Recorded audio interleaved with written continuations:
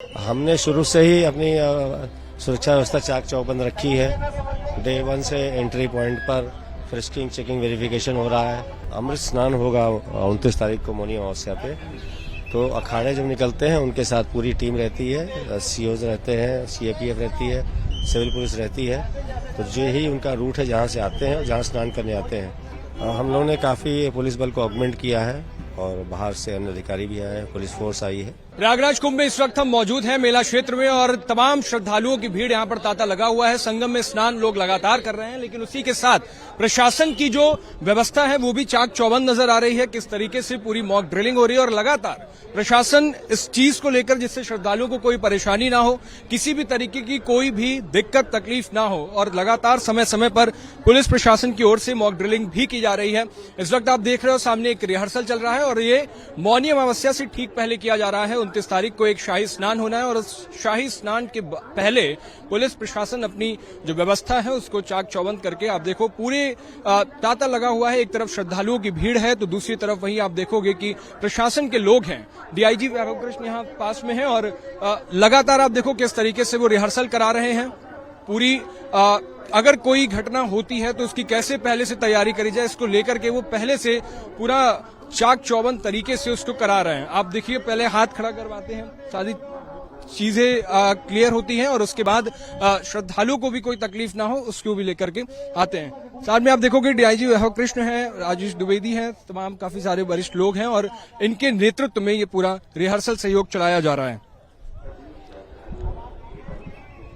अब आप देखो जिस तरीके से पूरी तरह मैं कहूंगा कैमरामैन को दिखाएं ये पूरा वॉक ड्रिलिंग कैसे होती है, कैसे रिहर्सल कराया जा रहा है। इस तरीके से कोई भी अगर ऐसी घटना घटती है तो उससे निपटने के लिए क्या इंतजाम किए जाने चाहिए, ये पूरा यहाँ पर रिहर्सल के माध्यम से दिखाया जा रहा है। और सारे यहाँ पर पुलिस प्रशासन, सेना के जवान, जो भी सारे लोग मौजूद हैं। इस तरीके से आप तस्वीरों में देखिए हमारे साथ वैभव कृष्ण जी हैं, एसएसपी राजेश द्विवेदी जी भी हमारे साथ हैं। सर किस तरीके की जी किस तरीके का रिहर्सल? ये अमृत स्नान होगा 29 तारीख को मौनी अमावस्या पे। तो अखाड़े जब निकलते हैं उनके साथ पूरी टीम रहती है, सीओज रहते हैं, सीएपीएफ रहती है, सिविल पुलिस रहती है। तो जो ही उनका रूट है जहाँ से आते हैं, जहाँ स्नान करने आते हैं, तो किस तरह से ले जाया जाएगा ताकि सुगमता से स्नान कर सकें, उसी की रिहर्सल डीआई साहब और टीम कर रही है। पिछले जो शाही स्नान हुए वो बहुत शानदार हुए, जिसकी तरीके से कवरेज भी हुआ और प्रशासन के सहयोग से, एडमिनिस्ट्रेटिव सहयोग से काफी सारी चीजें से हुई। अब जो आने वाली मौनी अमावस्या का स्नान है वो सबसे बड़ी चुनौती होता है क्योंकि उस दिन भीड़ सबसे ज्यादा आती है। तो उससे निपटने के लिए, उन चुनौतियों से निपटने के लिए क्या कुछ हम लोगों ने काफी पुलिस बल को ऑगमेंट किया है और बाहर से अन्य अधिकारी भी आए हैं, पुलिस फोर्स आई है। और जैसा आप देख रहे हैं कि हम लगातार रिहर्सल कर रहे हैं।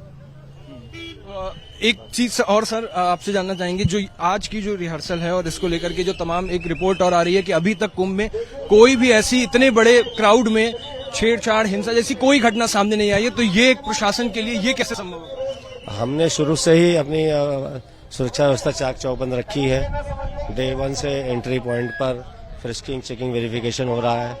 जगह जगह हमारी फोर्सेज हैं, तो कोई भी आपराधिक घटना नहीं होने पाएगी। सर तो ये थे एसएसपी राजेश द्विवेदी। लगातार प्रशासन जिस तरीके से एक्टिव है और जिस तरीके से आप मेरे पीछे देखोगे ये रिहर्सल की पूरी तैयारी चल रही है।